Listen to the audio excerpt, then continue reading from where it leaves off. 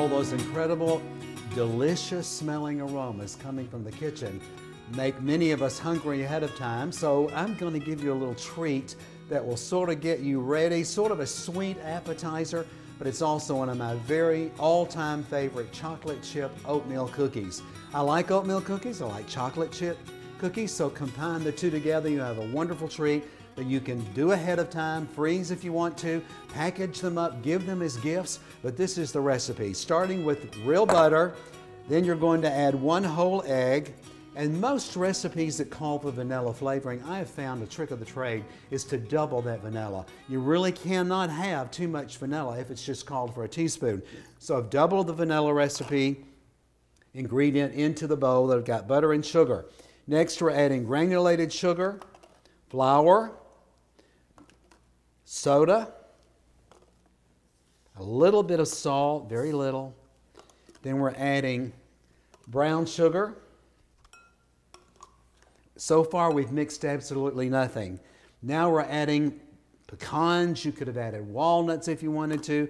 Almonds, hazelnut, pecans is my nut of choice. And then chocolate chips. You could add dark, semi-sweet. And then your oatmeal.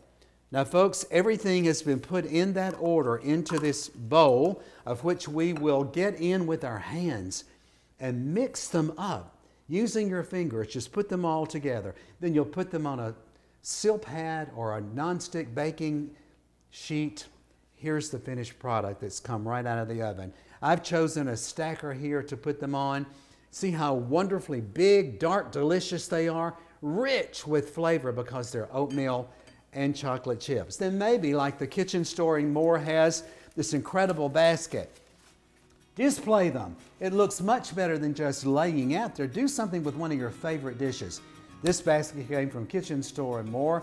This segment is sponsored by 501 Life, McDowell Properties, and Kitchen Store and More. The recipe is available for you. Let's cook oatmeal chocolate chip cookies. We're back for our second segment of those favorite, all-time, memory-conscious, can't wait till the Thanksgiving table recipes and favorite dishes. And I'm going to start with this group with desserts and pastries and sweets. So let's start back here on the back row with Phil, asking Phil, what was that good memory that you can't wait to try again? Well, there's two. My mom had a cherry pie, but since my mom died in 1990, my wife's chocolate chip and pecan cookies have taken over. So all right. Those are my favorites. Sounds wonderful to me. Emily, how about you? My grandmother's chocolate pie was my favorite. Do you always have that every Thanksgiving that you can remember? Every Thanksgiving, and she passed it down to me. I love it. How about you, Kelly? It's called a $100 cake. It's just an old-fashioned cake with coffee in it. Is it chocolate related or just coffee and chocolate mixture? Jonna?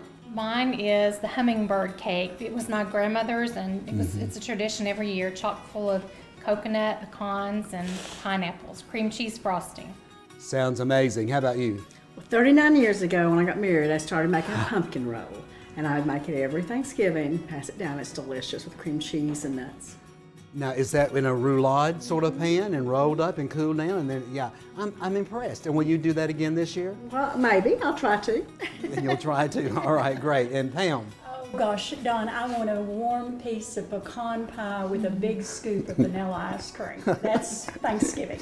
That's Thanksgiving. And it might be Thanksgiving to you as well. All right? My mother always made peanut brittle candy and a wonderful chocolate candy that had coconut and nuts in it that I loved it at the holiday season.